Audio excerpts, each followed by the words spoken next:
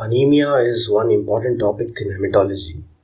There are various types of anemias that are there in this, but in the present class, let us discuss about some of the common features of anemia.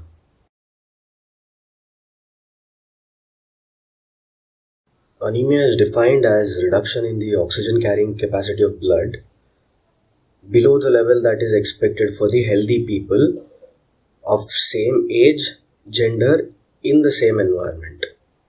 Oxygen carrying capacity, is the function of an RBC, that is the one which carries oxygen and delivers to various tissues.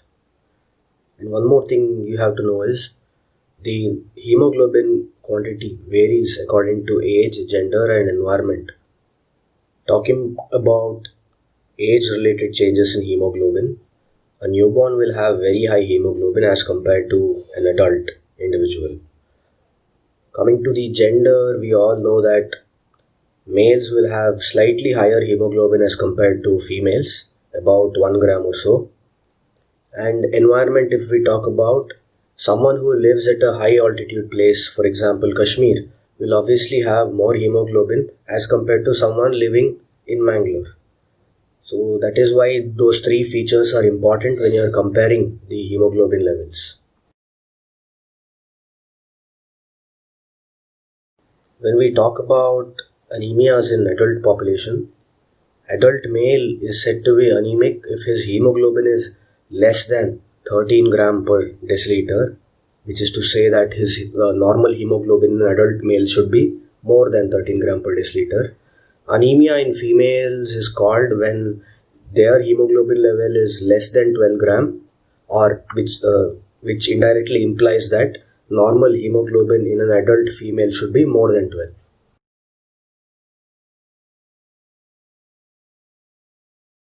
In the previous slide, the unit used for measurement of hemoglobin was gram per deciliter. So grams means grams of hemoglobin, deciliter means deciliter of blood. So how do you evaluate hemoglobin? Basically by drawing blood from a subject and then doing the test, right? Basically what I want to tell you is that hemoglobin measurement is a relative measurement. You measure hemoglobin in relation to the plasma. Blood actually is formed elements, that is all various cells and plasma. That is why when you are measuring something, it is in relation to plasma.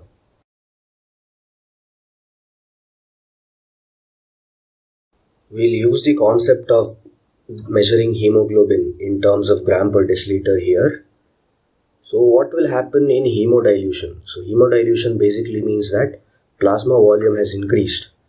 So the if denominator is increasing, what should happen to the total measurement? It should obviously come low, right? So if a patient has had too much of IV fluid and then you measure hemoglobin, his hemoglobin, even if it were normal, will be shown as less. Second is the effect of plasma depletion. For example, in patients who are having dehydration for some reason, could be vomiting or diarrhea or high fever or anything like that. Their hemoglobin, if you measure, if they even their hemoglobin could be low, but when you measure it may come as normal. Or a person who is having a normal hemoglobin, if his plasma is depleted, his hemoglobin on measuring could come high. So that is the importance of knowing that unit, gram per deciliter.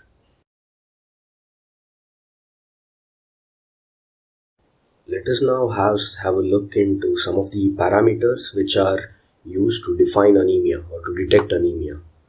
So the most important parameter is hemoglobin concentration, like we saw. The unit is gram per deciliter, and the normal range in males, adult males, is 13 to 17, and in females it is 12 to 15. Next is the RBC count, which is the number of RBCs basically. The unit used to measure it is cells per microliter, and the normal range is 4.5 to 5.5 million RBCs in males, and in females it is 3.8 to 4.8 millions. The third parameter is hematocrit, which is nothing but the packed cell volume of RBCs. The normal range is 40 to 50% in males, and 36 to 46% in females. Continuing with some more parameters, these are called the RBC indices now. First is mean corpuscular volume. It signifies the size of the RBCs and thereby its volume. The unit is femtoliter or FL. Normal range is 83 to 101 femtoliters. The second RBC index is mean corpuscular hemoglobin. So this is basically the amount of hemoglobin that is present in each RBC. The unit is picogram and the normal range is 27 to 32 picograms. The third RBC index is mean corpuscular hemoglobin concentration. This is the hemoglobin per unit volume of RBCs and the unit is gram per deciliter. The normal range is 31.5 to 34.5 gram per deciliter.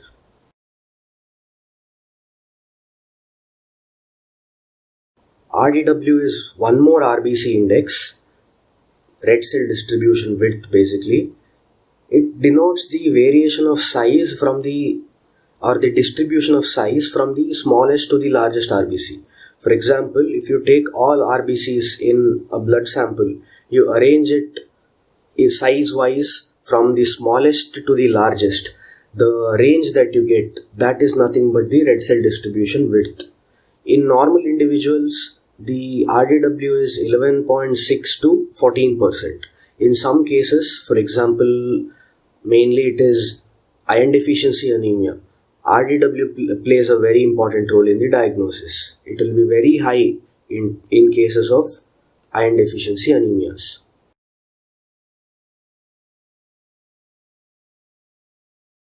Practically, how do we establish the presence and severity of anemia? By estimating mainly two components in all the ones we described. The first is hemoglobin estimation and the second is hematocrit measurement. So hemoglobin estimation, there are numerous methods of hemoglobin estimation, okay? And among those, two of the ones that I've highlighted are very important. First is the Sally's acid hematine method, which is taught to most students in practicals, in pathology practicals basically. It is an inaccurate method. So when we say it is inaccurate, we need to know which is the most accurate method. That is the cyan methemoglobin method, which is the second important method. This is the most accurate and recommended methods. All other methods are in fact compared against this cyan methemoglobin method. So those two are the important ones. One is Sally's acid hematine, which is commonly done, and the second is cyan methemoglobin method.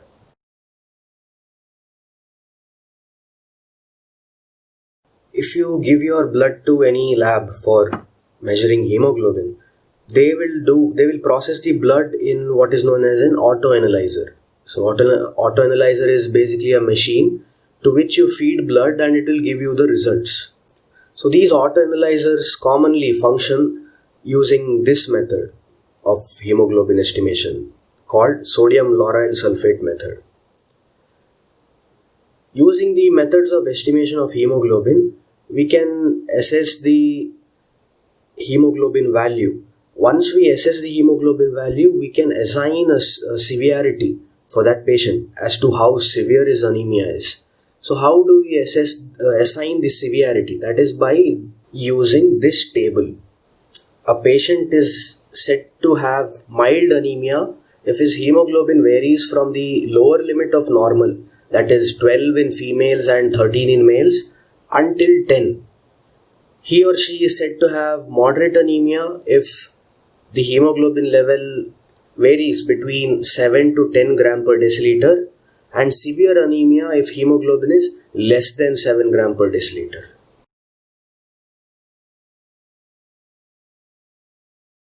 The second aspect was hematocrit. We'll see how hematocrit is measured and what it is.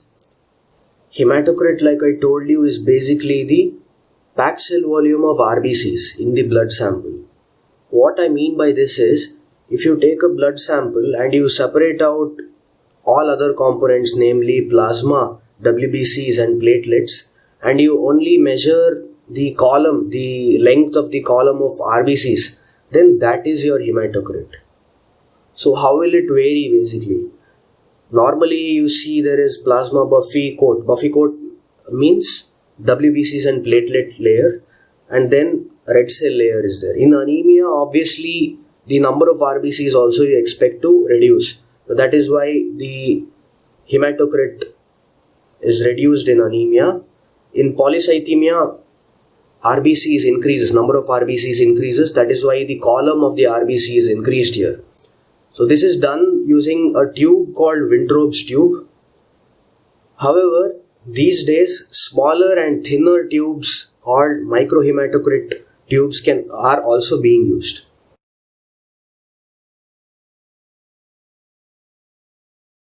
Till now we have discussed about definition of anemia, one thing. What are all the parameters that are important when you are comparing the hemoglobin levels, namely age, gender and altitude, those three things we saw. Then we saw what all parameters are used in defining anemia, namely hemoglobin, hematocrit, RBC count. Then there were 4 RBC indices, namely MCV, mean corpuscular volume, mean corpuscular hemoglobin, mean corpuscular hemoglobin concentration, and fourth one was red cell distribution width. The next step for us would be to classify anemias. Anemias are classified based on 2 things. One is morphology of the RBCs, and the second is the cause of anemia, that is etiology. So you have 2 types of classifications, namely a morphologic classification which is based on the appearance of the RBC, and secondly etiological classification which is based on the cause of anemia.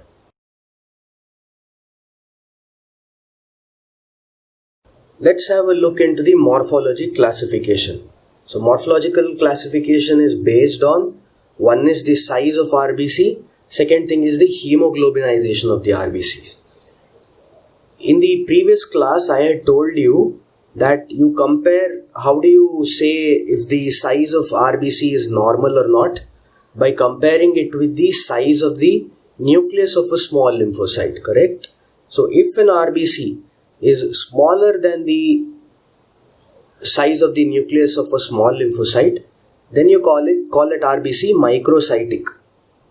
If it is larger than the size of the nucleus of a small lymphocyte, then you call it a macrocyte.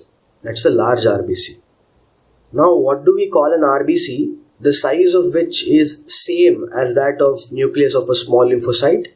We call it a normocyte. So based on size itself, we have 3 types.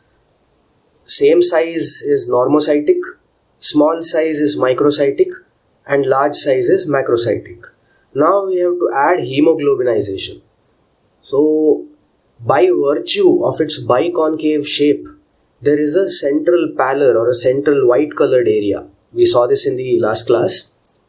So if that central pallor is increased, then it means that the hemoglobin within RBC is less. If hemoglobin within an RBC is less, then it is called hypochromic. If the hemoglobin within an RBC is normal, then it is called normochromic. There is no such thing as hyperchromic, because that would be against the concept of anemia, right? So colorization of an RBC or hemoglobinization of an RBC could either be normal or it could be less in anemia. It can never be more in anemia, because anemia by definition cannot have more hemoglobin. It has to have less hemoglobin.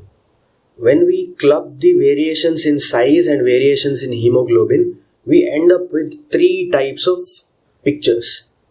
So these 3 are what comprise the morphologic classification of anemia. First one is a normocytic normochromic anemia, wherein the size of RBC is normal as well as the amount of central pallor in it is normal. Second one is microcytic hypochromic anemia, in which the size of RBC is small and the hemoglobin in it is less, which is to say that central pallor is more. Third one is a macrocytic anemia, in which the size of RBCs is larger.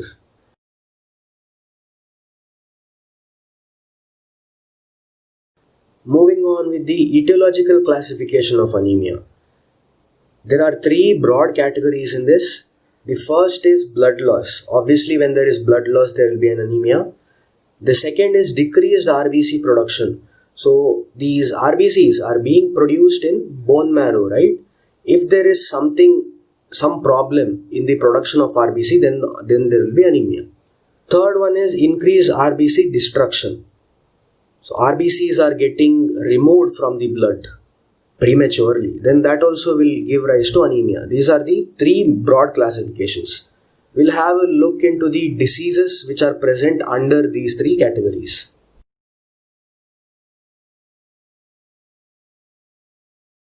The first is blood loss. Blood loss can be divided into either an acute blood loss or a chronic blood loss. When I say acute blood loss, what I mean is there is a sudden loss of a large quantity of blood. Classic example is trauma. For example, a patient suffers a road traffic accident and he loses some amount of blood. Then that's a good example for acute blood loss. Chronic blood loss means over a period of time, small amounts of blood is being lost. A good example would be gastrointestinal tract lesion or gynecological disturbances in females. Second broad classification was decreased RBC production. Let us see a few examples wherein RBC production is decreased. Firstly, inherited genetic defects, for example, thalassemia. In thalassemia syndromes, RBC production will be reduced. Secondly, nutritional deficiencies, which are some of the most common causes of anemia. Classic example, iron deficiency anemia and vitamin B12 bar folate deficiency anemia. Third is erythropoietin deficiency. So kidneys, they secrete a hormone known as erythropoietin. What this erythropoietin does is, it will go to the bone marrow and make the RBC precursors differentiate more to produce more RBCs. If there is a kidney defect, then this erythropoietin hormone will be released in very less quantities. If that is the case, there can be anemias. Then some other diseases like anemia of chronic diseases. There is one infection of the bone marrow called parvovirus B19 infection. These also can give rise to anemia, but the mechanism is decreased RBC production.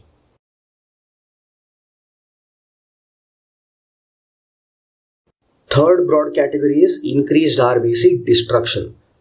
Another word for destruction is lysis, correct? So, increased RBC destruction can also be called lysis of blood or hemolysis. So, another name for anemias due to increased RBC destruction is hemolytic anemia.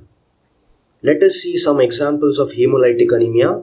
There could be some overlap here with the previous category.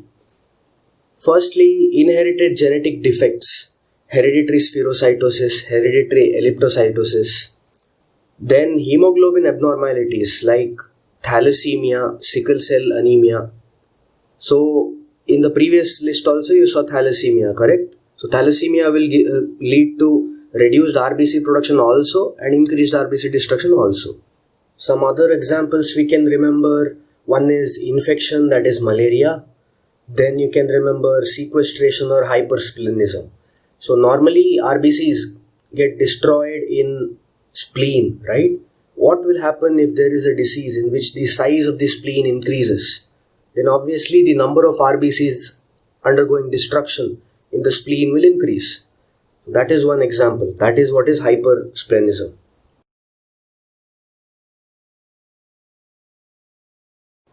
Till now we saw three big lists of causes of anemia, right? Now let us focus on some of the important causes in this table. First is nutritional anemia. The most important one is iron deficiency anemia. It is also the most common type of anemia worldwide, iron deficiency anemia. We also have folic acid deficiency anemia as well as vitamin B12 deficiency anemia. Some of the infections which can cause anemia include tuberculosis, malaria, Kala Azar, hookworm infestation, very important. Then there are some inherited causes for anemias, including thalassemias, sickle cell anemia, glucose 6-phosphate dehydrogenase deficiency, etc. Lastly, anemia due to blood loss, obstetrical problems, that is pregnancy related, and also gynecological problems you can consider, that is menstruation related problems.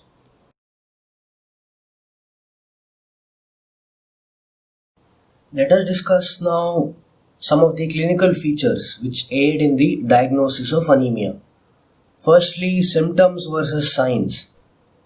Whenever you describe clinical features in a patient, you need to remember the meanings of symptoms and signs. Symptoms means something the patient that will tell you, and signs are what you elicit from the patient. We'll talk about some general features of anemia, and using these features you can understand better what symptoms are and what signs are. The function of blood, basically RBC, is to deliver oxygen to tissue, right?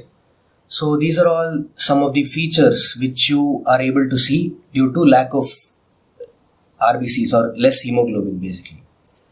Weakness, tiredness, breathlessness, especially on exertion, palpitation, that is unpleasant awareness of one's own heart rate, angina, that is chest pain, and edema. Or if you see this set of features, a patient can go to a doctor and complain of all these features. So these are called symptoms. Next, two more features are there. One is pallor, the other is tachycardia. Pallor, how do you elicit? By looking at the lower conjunctiva in the eyelid. So will a patient come to you and tell that I have pallor? More often than not, he won't. Second is tachycardia. So tachycardia basically means increased heart rate. How will you know heart rate is increased? Only when you measure it, right? So that is again something that you will have to do. So those two are the signs. So symptoms are something patient will come and tell you, and signs are something that you elicit. This set of features that we saw is common in all types of anemias. Some other features may be there which are specific to different types of anemias, but this set is common.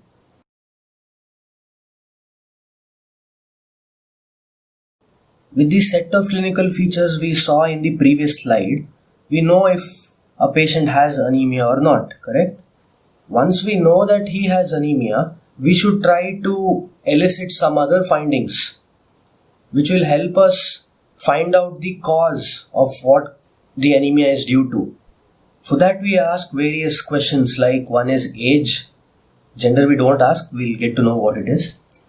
Rate of onset of anemia, blood loss, bleeding tendency, intake of any drugs or any medications, alcoholism, etc. These are some of the things we can ask the patient. Examination wise, we can examine the skin to look for any bleeding spots, any alterations in color, texture, anything. We can examine the nails to look for any alterations in the shape. Spoon-shaped nails are called koilonychia. Then we can examine conjunctiva to look for pallor. We already saw this. We can also look for icterus. In the sclera of the eye, if you look at if it is yellowish in color, that is jaundice is there, it is called icterus. In hemolytic anemias, jaundice will be there. So presence of jaundice can indicate a hemolytic anemia. Tongue we can see various findings like either redness or a bald tongue. These are some special features.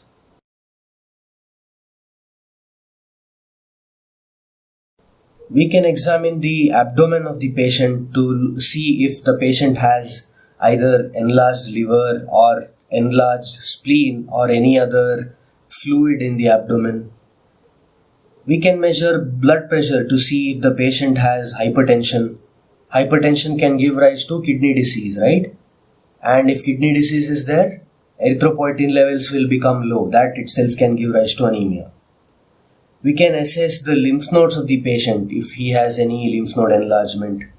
We can inspect the leg to see if any ulcers are there. Varicose ulcers, one example, can bleed, leading to anemia. We can do a per rectal examination to look for any hemorrhoids, that in common terms we call this piles. Piles can bleed, giving rise to anemia. We can do eye examination in that fundus. We can see if hemorrhage is there, which is a feature of hypertension. Urine examination we can do to look for protein, blood, or urobilinogen.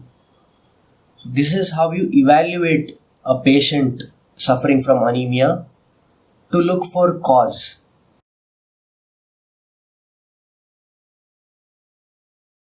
Once you have taken a proper history, you have evaluated the patient, next what you do is you make sure that he definitely has anemia. How do we do it? By measuring hemoglobin or estimating hemoglobin. Then we can assess other parameters like PCV or hematocrit, RBC indices, WBCs, platelets, erythrocyte sedimentation rate, examination of blood film. Why do we do examination of blood film? Basically to categorize the patient into a morphological category of anemia. We can do reticulocyte count. Reticulocytes are basically just immediate precursors of RBCs. So if more number of RBCs are being produced, then the reticulocyte number will be high. We can also do biochemistry tests to look for bilirubin.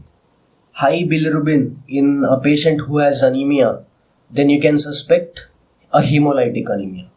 We can also do bone marrow examination to see if precursors are functioning properly and producing RBCs properly. Then some special tests are there: hemoglobin electrophoresis and serum electrophoresis. These also may contribute in finding out what is causing the anemia. So that was about this class. We learnt about the definition of anemia, classification of anemia, then some clinical features of anemia in general, and how we evaluate a patient with anemia. In the next class, we'll be discussing about an important type of anemia, which is iron deficiency anemia.